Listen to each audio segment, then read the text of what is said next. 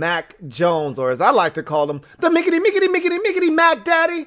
The miggity Mac Daddy. The miggity Mac. Whoa. The miggity Mac. So I want to talk about Mac Jones and his pro day. And really more specifically, is he a first round pick? So I talked about Trey Lance and not so much his pro day as much as it was just a referendum on Trey Lance. Like, there's a lot of people scattered all over the place on Trey Lance. Either you love him or you think he's overrated and he only threw the football 15 times. And so we got into that with Trey Lance. I kind of want to do the same thing with Mac Jones because it's funny. People bring up things that are relevant to make the case or the point that they want to make, but have selective memory and don't bring up things when it doesn't support their point. And one of those things for me is with Mac Jones. We talk about Trey Lance all the time because if you don't like Trey Lance, oh my God, he's only got, a handful of starts, 16 starts, I believe. I don't count the start from this year, and anybody that does, I think you're foolish. That wasn't a real game. That was an exhibition. It was stupid, pointless, and they should have never done it. That said, he started 16 games the year prior and went 16-0, won a national championship. And anybody wants to talk about it. Oh my God, he doesn't have a lot of starts and this, that, and the third. Look, I'm aware of this. We've seen guys get drafted with less starts than 16, okay? Mitchell Trubisky comes to mind as a guy that was drafted with much less starts. Dwayne Haskins is another guy that comes to mind. Do you see a trend here? I'm not saying that that's the end-all, be-all and that guys that don't have a lot of starts are going to end up being subpar quarterbacks in this league, but it is what it is. You want guys with experience. But not everybody gets that kind of experience. As I mentioned, Trevor Lawrence has over 30 some odd starts. Not everybody gets to start in their freshman year, leads their team to a national championship, and for the years that follow, essentially go undefeated in the regular season and go to another national championship and lose in the playoffs in his final year. Not everybody gets to do that. Not everybody's team is that good, so they play in the conference championship game and have an extra game there and then turn around and then play again in the playoffs and then play again in the championship game. Not everybody has that ability, but Mac Jones got the chance to start in his redshirt sophomore year. Tua got injured. He got to finish up the rest of that season. Had some good games, some ups and some downs. Threw a couple of pick sixes, some ugly ones against Auburn in a loss in the Iron Bowl a couple of seasons ago. Cleaned all of that up, was phenomenal in his last season in Tuscaloosa for the Crimson Tide. And there's this groundswell for him to be a first-round pick. And ultimately, I think he will be a first-round pick. Would I be comfortable spending a first-round pick on Mac Jones? The answer for me is no, unless you're spending the 32nd pick in the draft on him. If you see him as a guy that either needs developing or you want to bring it, you want to draft and you want that fifth-year option on him, I could see, again, Teddy Bridgewater style, trading into the back end of the first round with Tampa Bay, getting a 32nd pick and selecting Mac Jones. Am I a proponent of, say, Washington, who needs a quarterback, or any other quarterback needy team out there, like, say, Indianapolis, wherever they are, 23 or 4, wherever they are in the draft, selecting Mac Jones? I wouldn't be, but if Indianapolis did it, and they're not going to because they traded for Carson Wentz, but let's go with the hypothetical that they never traded for Wentz, and they decided to do it, I wouldn't have a problem with that. But for me, he's not a first-round pick. And I thought there was an interesting debate on Get Up. And, I don't watch a lot of these programs. It's not my thing. But Get Up is starting to become a very diverse show. Look, as with all of these debate shows, you get guys to pick sides because there isn't a fun debate where people agree. That's not a debate. That's just a bunch of people agreeing on topics. So in order for the show to have spice and sizzle and to be attractive, you need one guy, even if he doesn't agree with this position, to take one side, and you need the other guy to take the other side. So I was listening to, and I think somebody might have sent this to me because I don't fish for these things. So people send me things that they deem interesting because they think it may be interesting to me. And a lot of times they're right.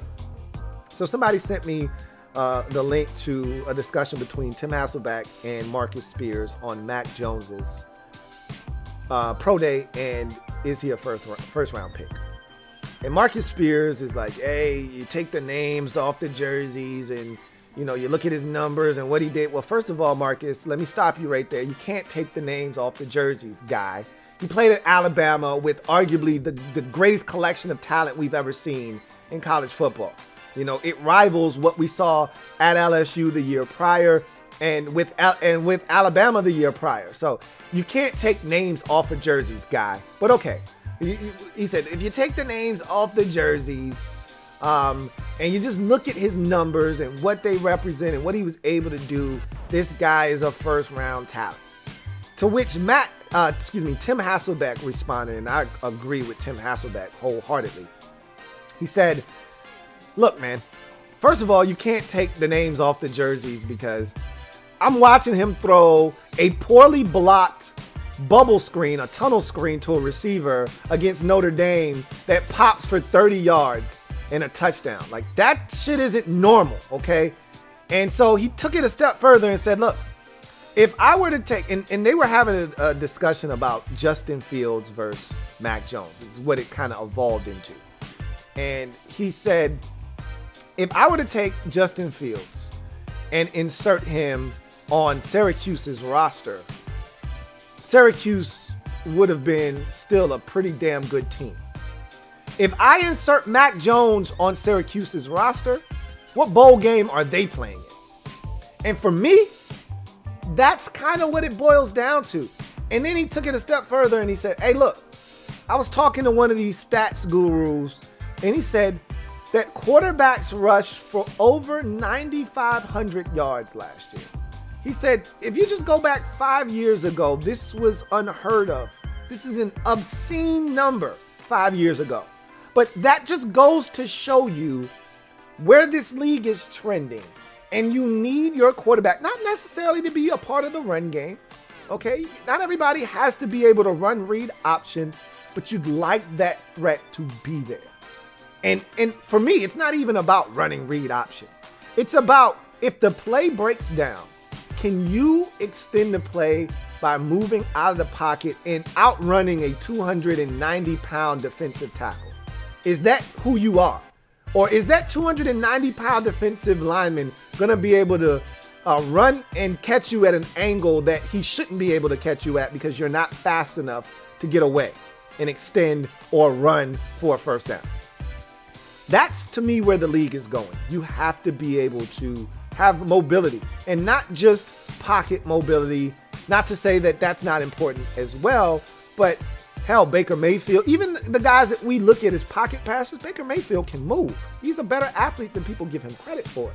Like, you got to be able to move. I don't think Mac Jones is really capable of doing it. Now, I don't think his 40 time was as bad as I thought it was going to be. I think it was a 4.8 something, which isn't really all that bad. Might have been 4.9 something. I thought it was like 4.85 or 4.88 or something like that. Whatever it wasn't as bad as I thought it was going to be, but you can see he doesn't move with the urgency that you would like your quarterback to in today's NFL. But again, if you can protect and he's as surgical as he showed at Alabama, and you got the weapons for him to distribute the football to, I think he can be a difference maker. But am I comfortable spending a first-round pick on Mac Jones? The answer to that for me is no, because a first-round pick, and I think we lose sight of this sometimes, because when you're a quarterback-needy team, you don't take this stuff into consideration. When you select a player in the first round, I don't care, irregardless of position, that guy is elite. He's the elite of the elite. He's top 3 more likely than not, depending on what position you're picking from, because 6 receivers may go off the board, but you still may qualify this guy as being elite. But he's elite at his position group coming into the league. There's no ifs, ands, or buts about this guy's talent and whether he can get it done. It's just a matter of fit and how he's able to take his talents from college to the pros, but it transcends. Okay, that talent transfers over and it's universal. We're not sure about that with Mac Jones. And that's, to me, where there's a bit of a divide. You've got people that, hey, you can win in this league with a pocket passer. Look at Tom Brady. Hey, let's not compare anybody to the GOAT, okay? He's an exception to the rule. You say Drew Brees, you say Phillip Rivers. All of these dinosaurs are aging out of the league. And they're not being replaced with another pocket passer. They're being replaced with a guy with mobility, okay? So when we see one of these dinosaurs leave, when Eli Manning left, he wasn't replaced with Eli Manning Jr. in terms of staying in the pocket. He was replaced by an athlete in Daniel Jones. When Phillip Rivers was replaced in Los Angeles with the Chargers, he wasn't replaced with another statue-esque quarterback in the pocket. He was replaced by Justin Herbert, a guy that can move, an athlete. That's where this league is heading, okay? The Patriots didn't replace Tom Brady with Tom Brady Jr. They replaced him with an athlete in Cam Newton. That's where this league is heading and trending towards. So you either get in or you get down, because you're going to get trampled over. I'm not saying Mac Jones won't be successful, but what I am saying is I don't think he's worthy of a first-round pick. What says you guys? Leave it down in the comment section of this video.